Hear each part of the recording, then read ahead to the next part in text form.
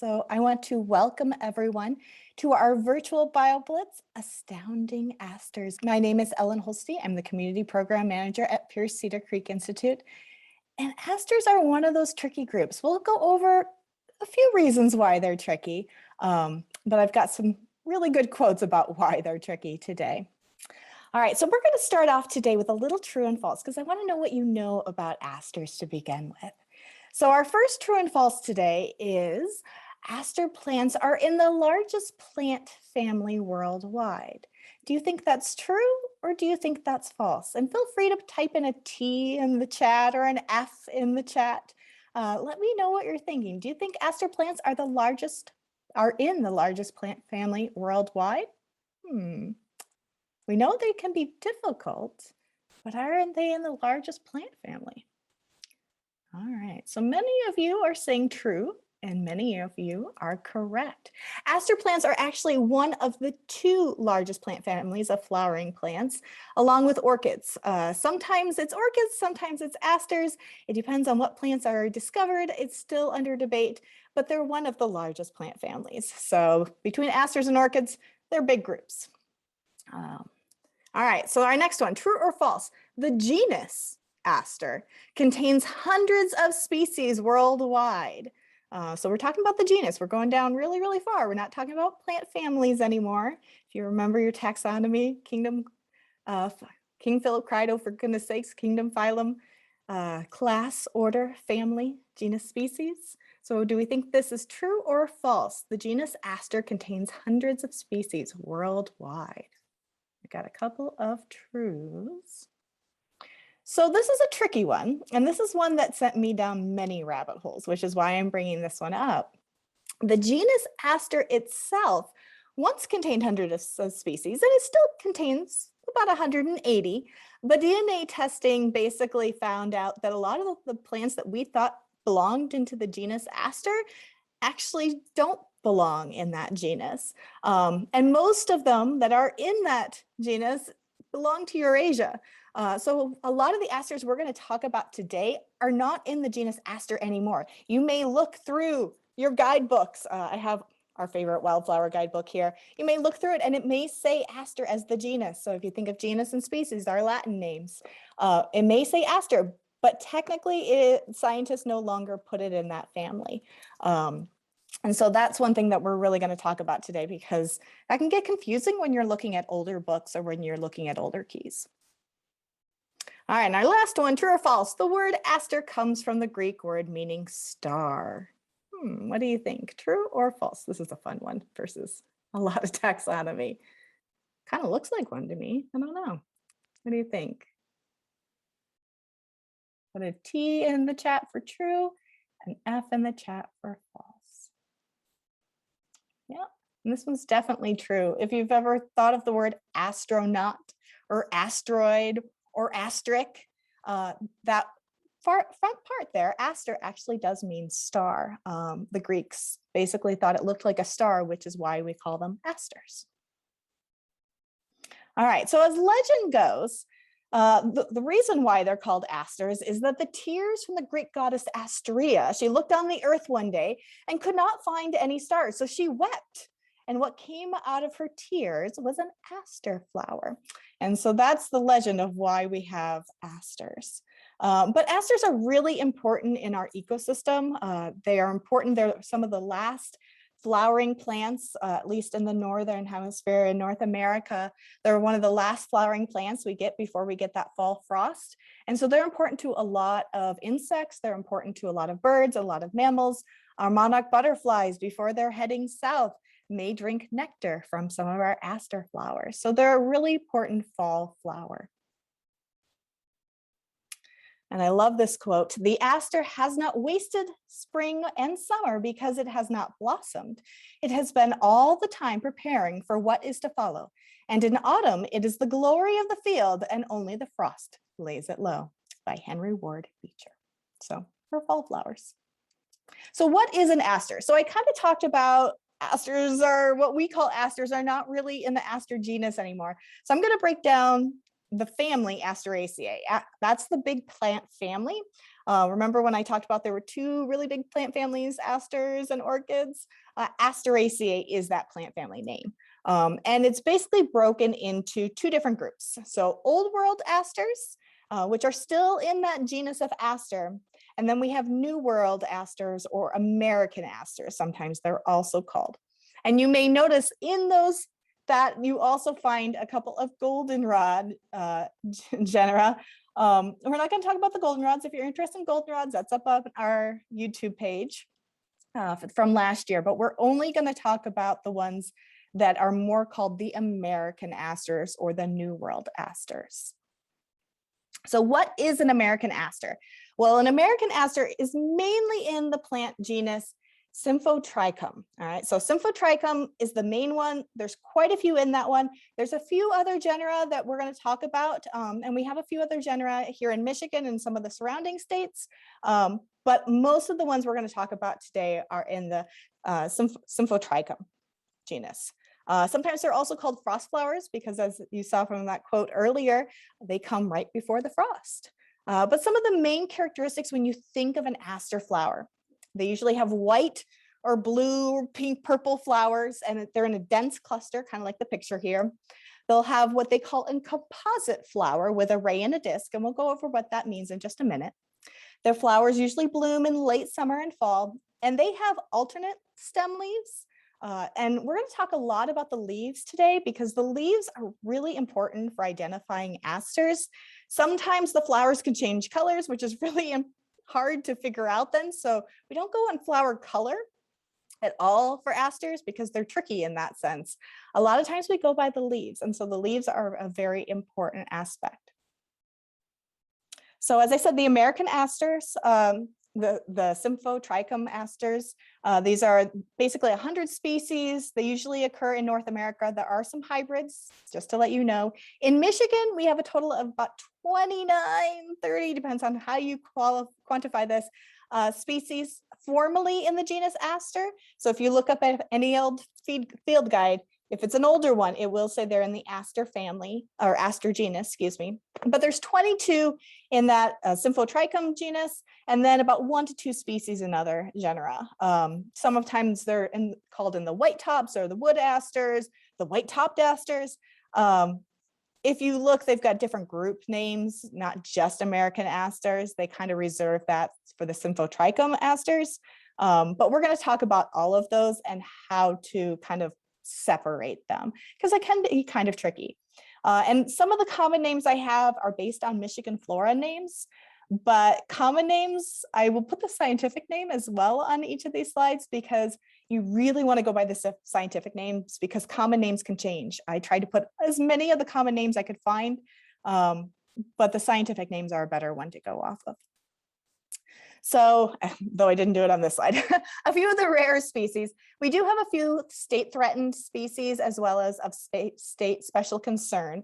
So our forked aster, so the Eubidia aster, we have some willow, Drummond, North American aster, Western silvery aster. We're not going to go over these too much today, except for the Drummond's aster, because that's really common at the Institute, as well in the surrounding areas of the Institute, so Berry County and some of those counties. But a lot of these others, we're not going to go over because they're in about basically 1 to 2 counties in Michigan. You don't see them very often for various reasons. Sometimes it's habitat loss. Sometimes it's just the habitat that it likes to live in is rare. So identifying characteristics of our asters. We're going to look at flowers. I know I said flower color might not be one that's going to be very important for us today, but flower shape, how it is on the stem is going to be very important. We're going to go over leaf shape. That's a very important category. Hairiness. So how hairy is the stem? How hairy are the leaves? Where is it hairy? As well as habitat. So those are 4 characteristics when you're looking at an aster and you're starting to wonder, well, what is this? Those are the 4 things you really want to look for: flowers, leaf shape, hairiness, and habitat. All right, so flower shape. As I said, they are known for their composite flowers. So kind of, so are goldenrods, is the composite sunflower family. So composite flowers, or the flower head, it looks like a single flower, but it's composed of many flowers or individual flowers or florets. So a good example that a lot of people think of is a dandelion. So that would be known as a composite flower. But in terms of asters, the composite flower looks very specific. So your dandelions only have what they call ray flowers. So it looks like the big long petals on the outside here. So that is our dandelion. The disc flowers would be what's kind of in the center of a daisy idea. And so those are much smaller. Those are more your thistles, your burdock. Those would have only discs. And so when we are looking for asters, we're looking for both a ray flower as well as a disc flower. And so our sunflowers, our asters, our black-eyed Susans, our chrysanthemums, our dahlias, as well as our zinnias, all fall into this category of having both a ray as well as a disc flower. And I'm going to go further into that for just a minute. So it kind of looks like this. So these, or what you call the petals, would be the ray flower, and the disc is also kind of what we think of the center, but they each have their own parts that they can make their own, basically, seed in the end. And so that's a really, really important. We'll go over what the hairs look like as another important category, but you need to have both the disc as well as the ray flowers, kind of daisy-like in a way, in order to have an aster. If we go further into the flower, you also have to have a few other things.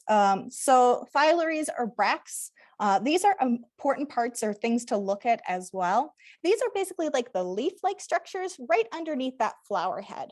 So the disc and ray flowers all make up that flower head. When you have, it almost looks like little petals underneath, but they're green, or little leaves underneath. Those are those bracts or phyllaries.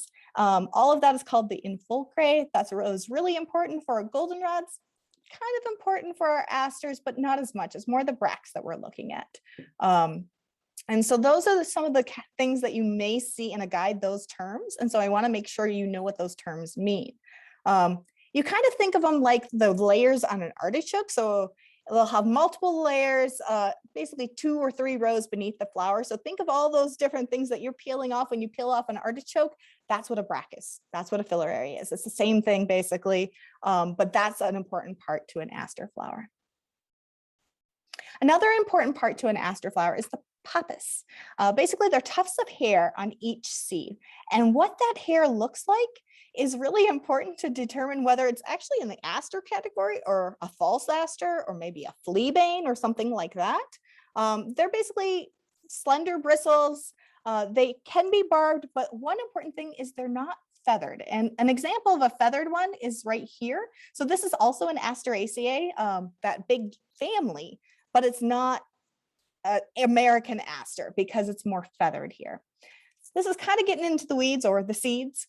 But I wanted you to know these things because these are terms that you may see in a guide. And so it might be important for helping you to distinguish things.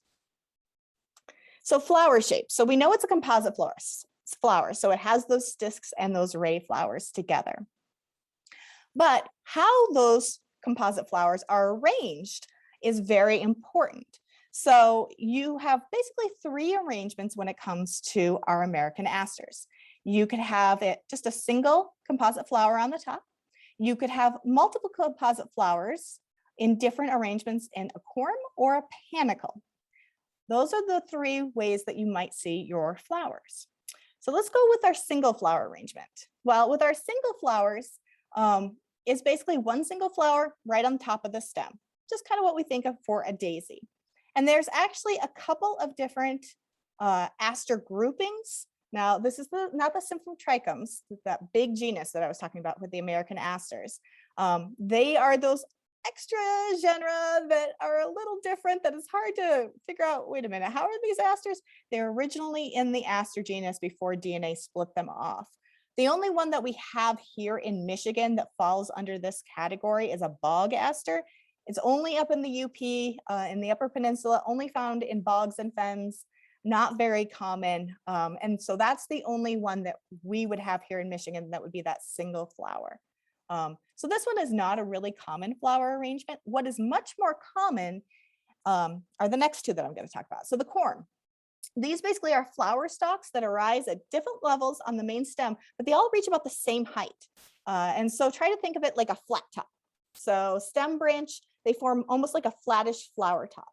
Now that flower top may be sometimes a little more convex than flat, but flat-ish is what you're talking about. And these tend to be found in a few different genera.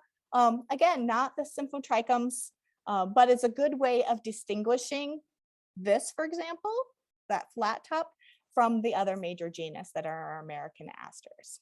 So as you can see, you've got the stem, and then you've got all of these different flower stalks that are arising, and they're all coming to more or less a flat top or kind of a little curvy. So that is our second flower arrangement. Our third one is a panicle. So a panicle is basically kind of a pyramidal, loosely branched flower cluster. There's actually an aster, the common name is called panicled aster, the lanceolatum aster. But sometimes that panicle can look like what they call a race mace. So basically, they're born on short stalks. It's not as large. They would be shorter. That's usually when they're younger, but it's more, they're not all coming up to that same level. They're kind of all branching off is what you're thinking about when you're thinking of that panicle. And as I said, it's usually that kind of bushy on top. The Symphotrichum genus is definitely one, but occasionally you'll find it in a few other genera, excuse me. But Symphotrichum, that big one that has the American asters, is the most common one that will have it. Flower color. Well, it can come in lots of different colors, but the problem with flower color, all the ones that have an asterisk here, so 1, 2, 3, 4 different of those colors, those are all wild forms of one type of aster, the New England aster. And so sometimes one type of aster, one species might have many different flower colors. So we don't really want to go by flower color. Also, the rays can turn pink to blue when dried, so they can change color as they get older or dry. Discs, so that middle part of the flower can change from yellow to rose to violet as it ages, and sometimes that can be an identifying characteristic. But there's a lot of variation in color, and it can also vary on habitat, so where it grows. And so color of the flowers, we're not going to focus on that one as much. I will talk about it, but we won't focus on it. The last part, or two other things, is the leaves. So leaf arrangement, I did say they were all alternates, meaning they come up every other, the leaves don't grow right next to each other. That would be opposite, so the one after another. So that's one type of thing that you look for to know if it's an aster. The other thing you look for is the leaf shape and attachment. So is it heart-shaped? Is it arrow-shaped? Is it narrow or lance-shaped? Maybe it's toothed. Maybe the leaves are hairy. How do the leaves attach to the stem? Are they clasping around the stem?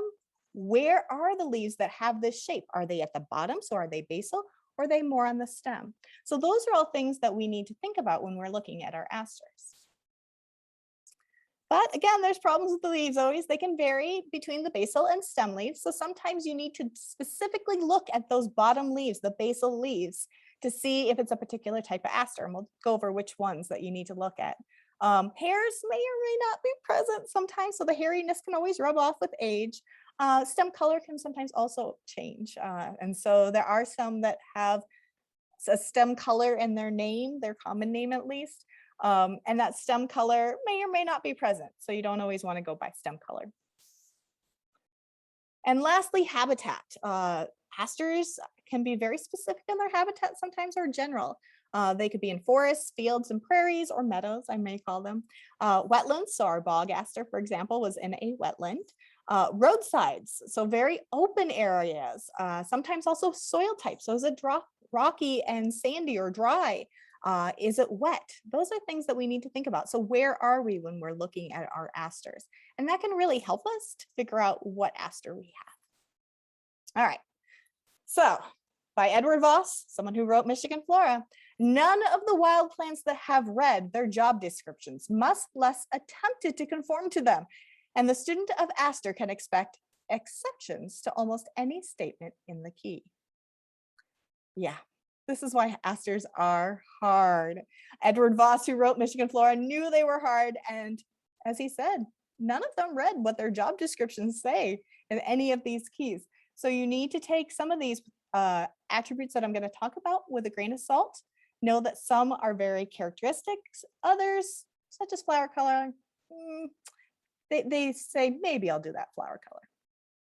So today we're going to focus on common asters. We have a few that are really common that we're going to focus on, such as the large-leafed aster, or some that are less common. So this was a threatened species. So group one, we're going to talk about cordate asters. So these are asters that have almost like a heart-shaped leaf base. So that leaf base comes into the petiole and back out. All right, so that's our heart-shaped. So our first heart-shaped aster is known as a heart-leaved or bluewood aster. Symphotrichum cordifolium is the scientific name. So when you're looking at these asters, know that they have a panicle, because remember they're in the symphotrichum and they always have that panicle, basically that where the branching comes off of the flowers up on that stem. This is more of a rounded panicle, and so it has more of a rounded shape on top. The flowers, though, can be pale blue violet, white flowers. So again, not going to go by flower color, but the leaves, all the leaves along the stem are heart-shaped bases, so that cordate. So if you're seeing heart-shaped bases, you know it could be a heart-leafed aster. These tend to be weedier, found in fields, forests, forest edges, open areas, but something very specific to this one. Heart-shaped aster is actually only found in southern Michigan, so more in the lower peninsula, whereas northern heart-leafed, or sometimes called Lindy's aster, Symphotrichum cedilatium, is actually only found in northern Michigan. So if you know you're up in the upper peninsula, so up in the UP, you'd probably be looking at a Lindy's aster and not a heart-leafed aster, or the blue wood aster as another common name. So that's a cool thing to think about where you find it. You could figure out where you are in terms of which aster it is. So this one, definitely think of all the leaves have that heart-shaped base. Really important to think about. And that rounded panicle is also a really important part.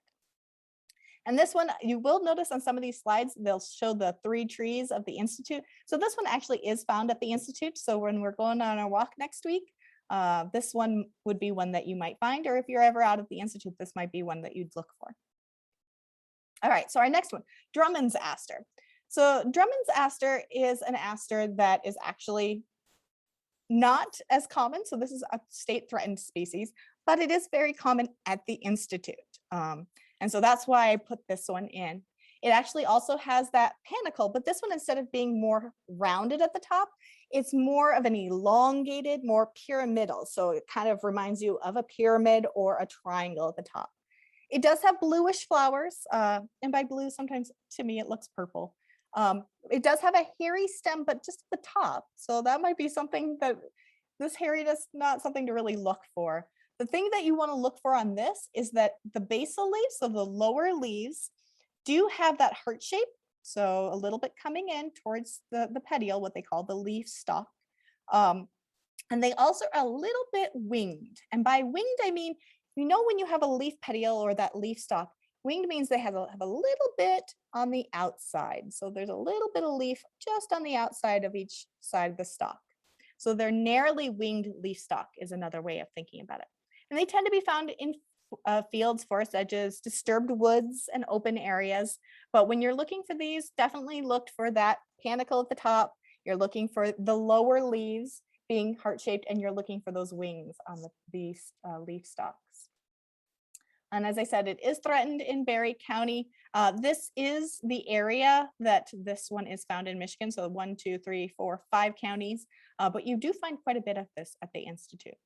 So, all right, arrow-leaved aster.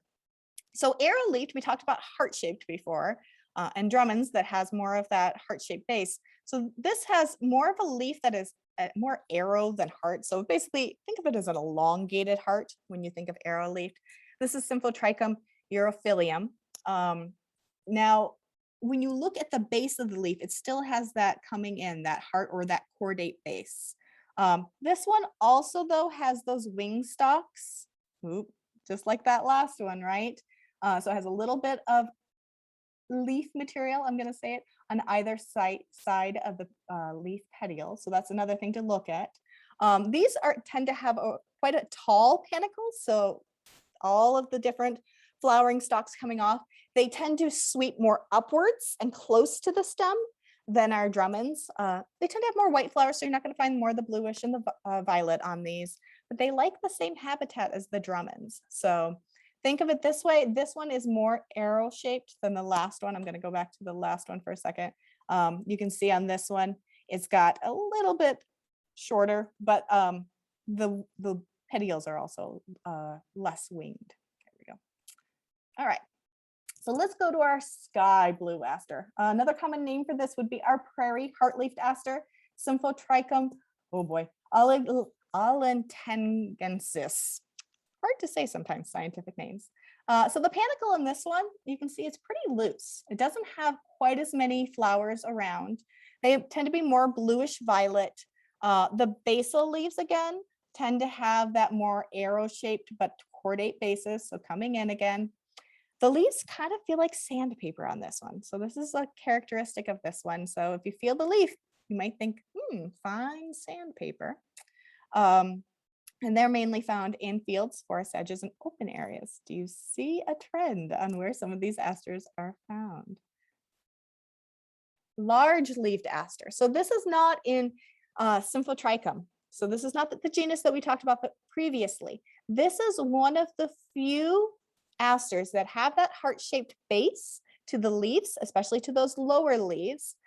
This is known as a large or big-leafed aster. So they have a bigger heart-shaped leaf, but it is in a totally different genus. It's the Eurydia genus, so Eurydia macrophylla. So big leaf, macrophylla, big. So they have large heart-shaped basal leaves, but these guys have a flat top. All of our others in the Symphotrichum genus had a more panicle top, so coming off of the stem. These guys more flat topped, right? That's one really good way to identify them. They have a heart-shaped base on their lower leaves, and they're flat topped.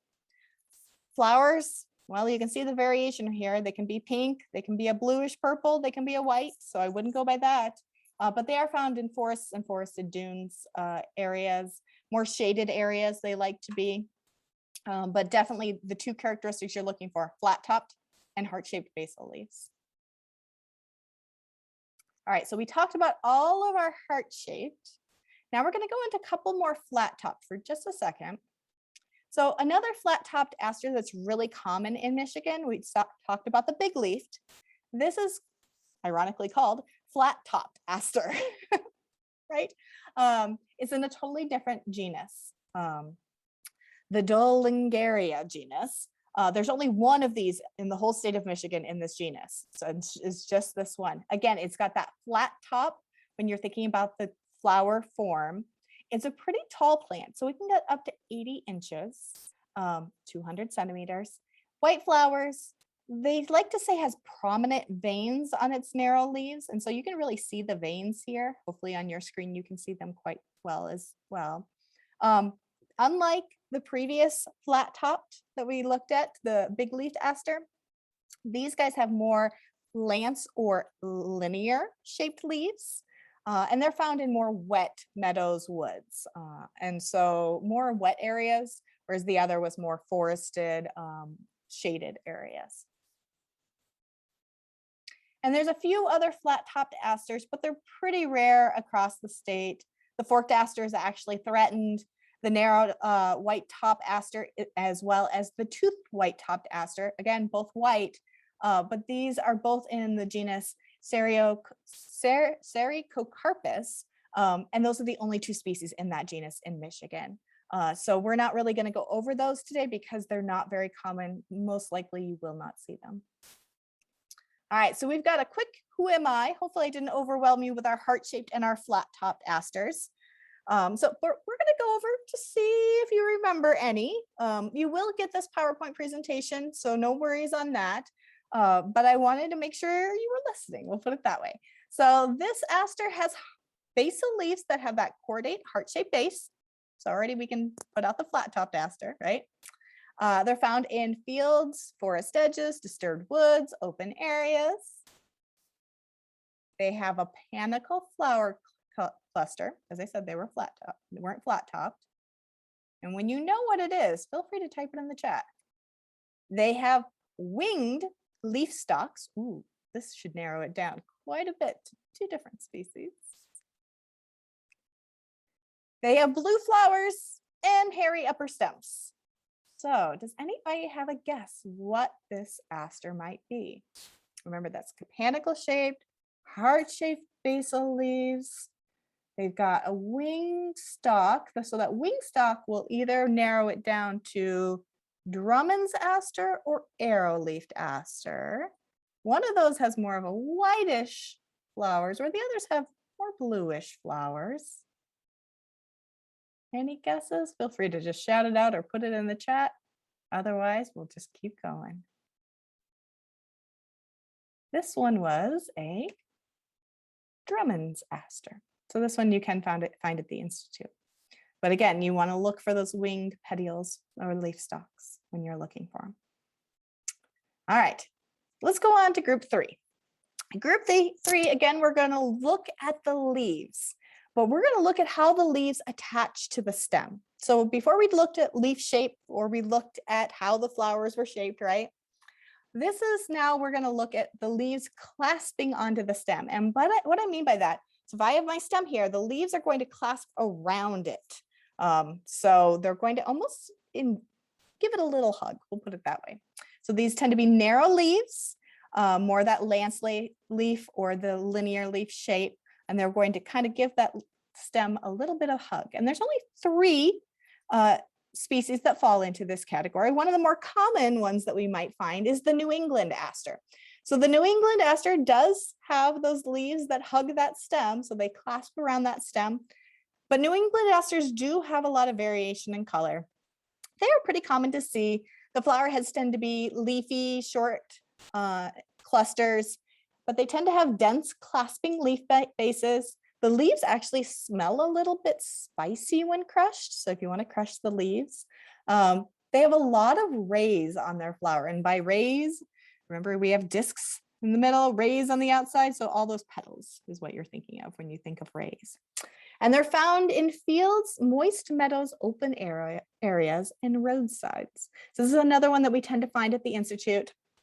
Unlike some of the ones before, you could see all of those leaves. And again, remember, they're going to give that stem a little bit of a hug. And there's only 3 of these type of asters that do that. All right, so New England aster is one. Another one that gives the stem just a little bit of a hug, so that clasping leaf, would be a smooth aster. So these tend to have more very smooth, waxy, almost rubbery leaves. Smooth stem, hence the name, Symphotrichum lave, which sometimes autocorrects to leave. They tend to have pale blue to purple flowers. Again, clasping leaf base, very important. They are variable on their leaf shape, but they are found in fields, open areas, and roadsides. More rocky and sandy habitats is where the smooth aster really likes to be. All right. And then our last one that has a clasping leaf base is our swamp or purple stemmed aster, Symphotrichum panaceum. They've got a few different names. I'm going to warn you on this one. So there's actually 2 different species that kind of fall into this swamp purple stem aster. Sometimes people are lumpers, sometimes they're splitters. Sometimes they'll lump them together, sometimes they'll split them off. It just depends. But they tend to have a relatively hairy stem, large, sparse flowers. And by sparse flowers, I mean, look at this panicle right here. So how these flowers are arranged. They tend to be really spread out. They're not really dense into the stem. The flowers tend to be pale blue to dark purple. And the important part about the swamp aster is that they are found in wet areas. So swamps, wet fields, ditches, shorelines. They are sometimes called purple stems because sometimes they will have that purplish stem, but do not rely on that purplish stem. They do not always have that purple stem. So you want to look where they are. Are they in a wet area? Do they have a hairy stem? And do they have a clasping base? This is the only one of the 3 with the clasping base that has that hairy stem. Important characteristic. All right, so We're going to try another Who Am I? Let's see if we can do it. We only had 3 we had to remember. Smooth swamp or New England. So clasping base, leaf base. So they gave that stem a little bit of a hug. Blue to purple flowers, not very helpful, right? Found in fields, open areas, and roadsides. So we know it's not swamp, right? Because that doesn't say any wet areas right there. So we're now down to smooth or New England. Smooth stem. So which one is this one? And hopefully you were able to say smooth aster. Remember, smooth stem is that really important characteristic for this one. All right. Now things really start to get quote unquote hairy. I found this guide online, which I thought was perfect. It's Asters of the Chicago Wilderness region, which is not far from Michigan. But group 2 that they had, which a lot of the asters we're going to talk about next, is white to pale purple, bushy, difficult to tell apart asters. Not helpful, right? All right, so let's try to get through some of the more common ones that you might find. So group 4, I'm going to call these noticeably hairy narrow-leafed asters. So these are the ones that you will most likely find the hairs on them. I'm not going to promise always, but most likely. One is called frost aster. So frost aster, it's called frost aster or hairy aster because it looks like it has frost on its stems. It's very, very, very hairy on its stem. The flower bracts, remember those leaf-like things that are right underneath the flower heads? They tend to be more stiff, pointed, spreading. So that's a really important thing for the frost aster. The stems are stiffly branched, almost horizontal to the ground. So if we look right here, the branching off of the stem of those flower clusters are more almost horizontal to the ground. Flower heads really, really small. So 1/4 to 3/4 of an inch wide, not big at all. They tend to be white flowers, and they are found where a lot of other asters are found: open fields, open areas, and roadsides. But the important thing on this one is that hairy stem and those stiff, almost horizontal to the ground branching. So our frost hairy or the Symphotrichum philosum aster.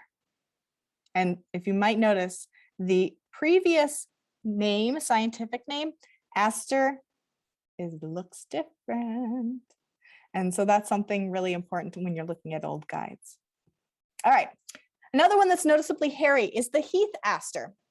So the heath aster is much more densely clustered, dense, tightly packed flowering clusters, more side branching. And so side branching, I mean, a lot of the flowers are facing up. So they come up on one side, whereas the previous one, they kind of came up on one side, but it was a lot more sparse. This one's a lot more dense. They tend to have hairy stems and hairy leaves. Again, small flower heads, but they have lots of linear stalked leaves, stalkless, excuse me, which means they don't have a petiole, they don't have that leaf stalk, they attach directly to the stem, but they have quite a few of them. So you can see quite a few little leaves in here. They tend to have white flowers, and they also tend to be found same place as that hairy or frost aster in fields, dry meadows, as well as roadsides. So heath versus the frost, these guys are more densely clustered, is one of the major things. All right, another noticeably hairy Lake Ontario aster. Sometimes it's called bottomless aster. Oh boy, common names. But Symphotrichum ontarionis is the scientific name. It's colony forming, many flower heads along a branching stem, not as tightly into the stem as the heath aster, but the hairy stems tend to be really evenly covered with really fine curly hairs on the top. The basal leaves, though, it's interesting. So if you look at the leaves on this one, the last one, the leaves didn't have any leaf stalks, which is kind of like that little stem when it attaches to the stem. The basal leaves, so the bottom leaves on this one, have a stalk, but the upper leaves don't have a stalk. And so that's an interesting characteristic of this one. But they're all hairy, both the leaves as well as the stem. White to pale blue flowers, but the Lake Ontario aster, unlike the previous two, is found in forested wet areas, so more floodplains. And so when you're looking Okay, is this a Lake Ontario aster? Is this a heath aster? Or is this a frost aster? If it's more in a really wet area, it's probably a Lake Ontario aster. All right, what about a calico aster? So I put this in the quote unquote noticeably hairy because if you notice, there's one area that may be hairy, but it's hard to categorize this one. This one was a one that I'll tell you where it's found and that'll help you, but it was hard to put this in a certain area. So these tend to be loosely clustered. So it's a wide spreading panicle. It's horizontal, just like that heath, not the heath, the frost one was. The hairiness on this one is if you look at a leaf and you look right underneath it, right on that midrib of the leaf, it's going to be hairy. So this is why I said noticeably, quote unquote. Really small flowers again, white to purple flowers. But on this one, this is where if you look at the flowers, they might be an identifying characteristics. The flower centers, so those disc flowers right in the center, turn from cream to purple as they age. And you can kind of see this here, more of a yellowish cream, and then they will turn more purple or mauve color as they age. So hence the name calico, because they change color as they age. They're common in woodlands and floodplains, just like the Lake Ontario aster. But that changing of the color is what gives it its common name. So Symphotrichum latiflorium is the scientific name on this one. Pretty common all over. All right, and our last group, we just have a couple in this group. They didn't really fall into any other category. If you look in a scientific guide, it's by leaf shape as well as size of these, but they're more narrow-leaved asters. So we had our heart-shaped before, our arrow-shaped before. Panicled aster, this is an aster really common, so this is why I wanted to bring it up. It's really a dense, bushy plant. So it's a huge panicle, really, really bushy. Spreading form. Some people say an identifying characteristic of this is the curled dead stem leaves. I have a picture here. So when the stem leaves are drying up, they will get really, really curly at the bottom. And so that maybe as things are drying out, you may notice that of the panicled aster. The flower heads actually are larger than some of the others. They tend to be more over a ½ inch wide. So they tend to be a little bit larger than the previous ones we mentioned that had those longer leaves. They tend to be white or pale purple, very common, found in wet, open ground, fields, meadows, and roadsides. So Symphotrichum lanceolatium, so lanceol basically meaning the lance leaf shape that they're thinking of. And then our last one, our rush aster, otherwise known as a northern bog aster, Symphotrichum boreale. Basically, they're found in wet areas. So that's why you might see them known as a northern bog aster. But remember, there's also a common name of a bog aster, completely different. They're also known as rush because due to its long, narrow leaves. So this could be easy to identify because they have really, really long leaves. You can see them right here. There's really, really long leaves. This one's showing up to almost 8 centimeters in length. Very long, narrow leaves curl inwards on the edges. Flower heads can be over 1 inch wide. So these have really big flower heads, white, rose, or violet flowers, but large flower heads, really long leaves. Most likely, if it's in a wet area, it's a rush or northern bog aster. And again, pretty common here in Michigan. All right. So I've got one more who am I, or one more for right now. Two more actually. So this one's found common in woodlands and floodplains. It's got narrow leaves. The flower heads are small, so we know it can't be a rush aster. Long horizontal branching. There's a few of those, right? With flower clusters on widely spreading panicle. Should be about 3 that goes into your brain, hopefully. Maybe the calico, the frost, and the heath aster. Hairy along the lower midrib of the leaves. So not hairy any other place. So if it's not hairy along the stem, but only along the midrib, and the very identifying characteristic, flower centers turn cream to purple as they age. So of the asters we talked about, As I said, if it's longly horizontal, it'll help. But that changing of the color of the flowers and the hairy midrib should bring you to calico. Very good. All right, and this is one I found today, which is why I wanted to bring it up.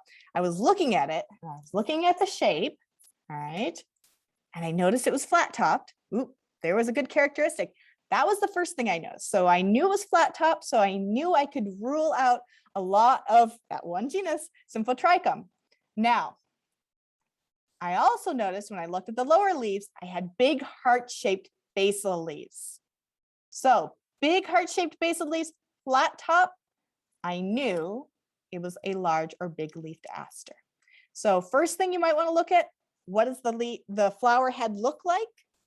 Second thing, what do the base leaves look like? Because that might be a really easy way to identify it right away.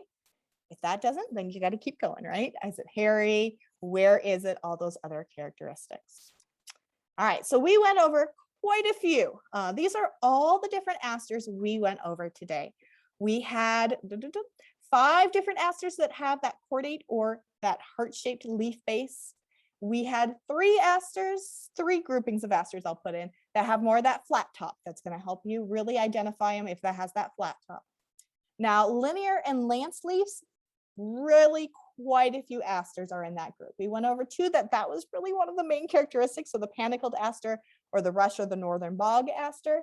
But there are 3 that have the clasping leaves, so the ones that hug the stem, and there are about 4 that are quote unquote noticeably hairy. So hopefully that helped you.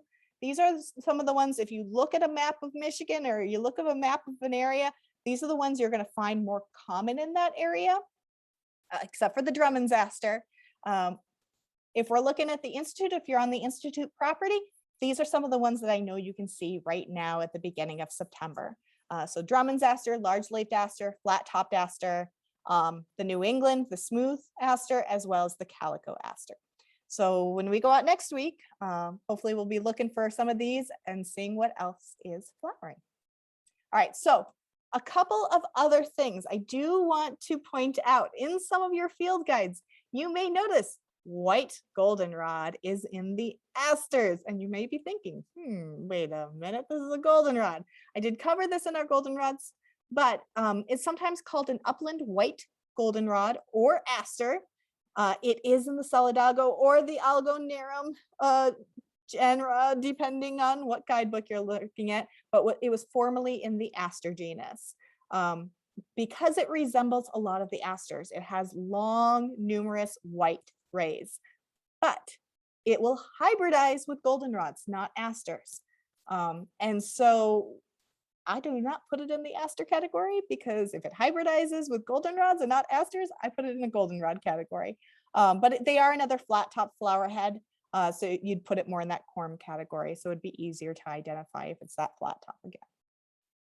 Another one that I did not include is golden asters. So a lot of times we think of asters as the white, blue, purple, pink flowers.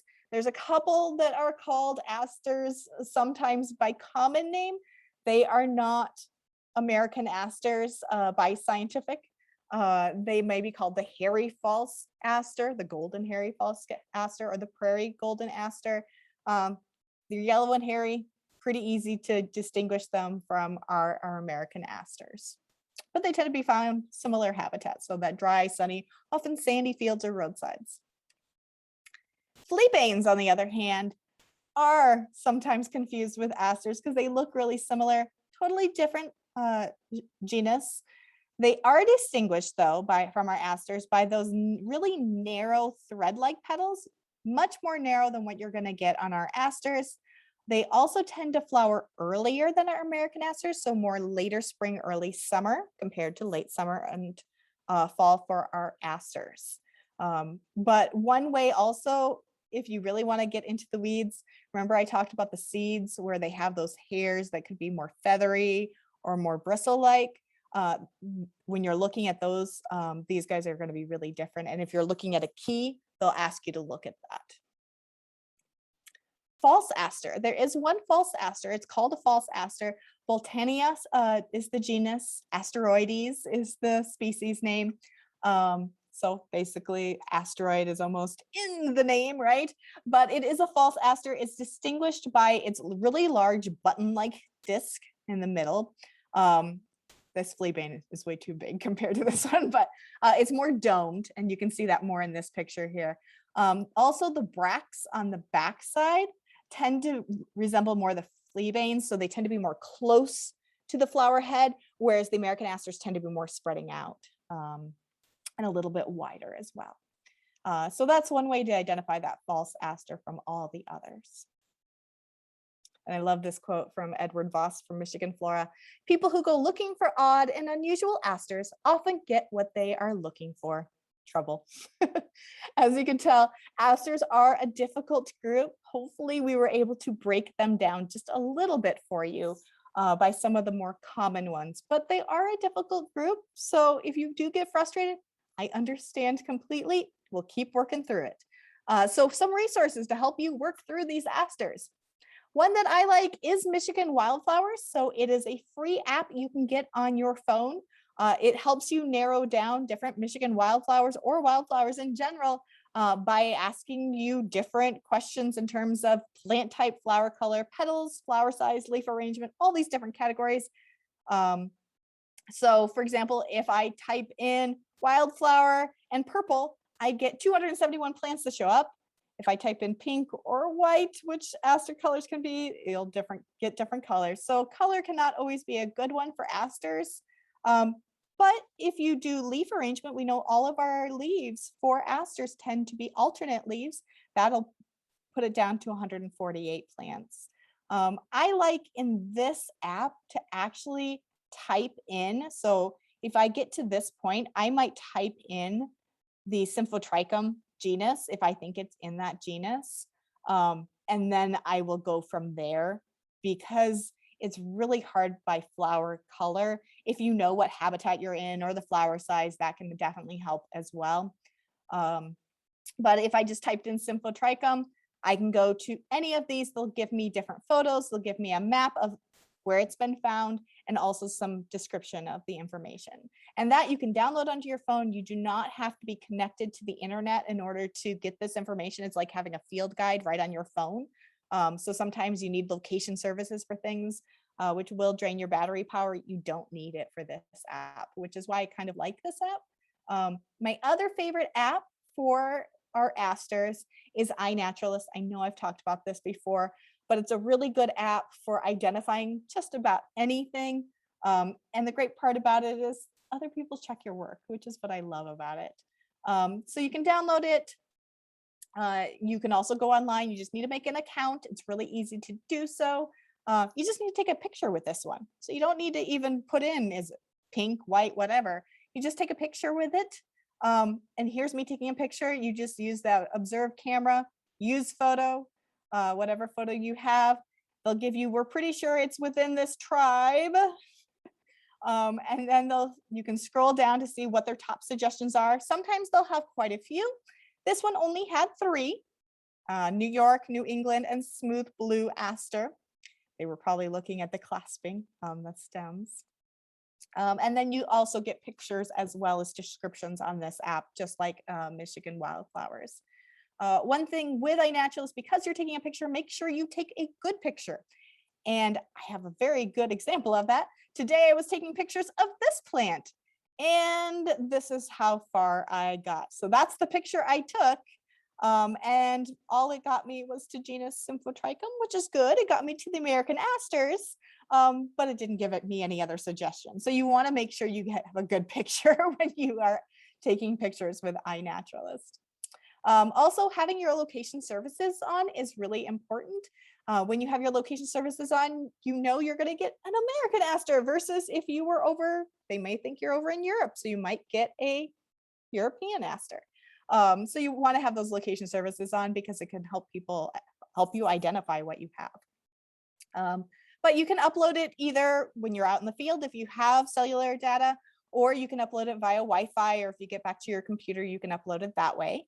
But the great thing about iNaturalist, as I've mentioned before, sometimes you get other people checking your work. So it'll say needs ID if nobody else has checked your work, seen what you thought it was. If you get it up to research grade, that means somebody else has checked and thinks it's the same thing that you do. And right now, as of today, in iNaturalist, there have been over 4,000 observations of asters in the state of Michigan. They say 30 species. There could be some hybrids in here. And so there's quite a few to explore, which is great. And then these are some of the resources I talked about. So the wildflower book, just be aware that in the older copies, it will say the genus Aster. Michigan Flora is a really good place to look as well, michiganflora.net. The field guide I talked about from the Chicago region, here is the URL for it. Ontario wildflowers. Michigan's not very far from Ontario. They have a great website that talks about some different wildflowers, some asters that we have also here in Michigan. Go Botany is another great website, and then the iNaturalist as well as the Michigan Wildflowers app. And for this PowerPoint presentation, if you want a copy of it, I tried to take out all the extraneous stuff, but a lot of the major slides about each different species that we talked about today, you just go to rebrand.ly/asters. Please let me know if you have any questions. That was a lot of information, but asters are a big group. And we just went over the American asters. So hopefully you learned a little bit with me today. Hopefully I did not overwhelm you too much. But as I said, Edward Voss said, they did not read their job descriptions. So asters don't know what they are supposed to do. Thank you everyone for joining us, and go enjoy the beautiful fall weather and the asters.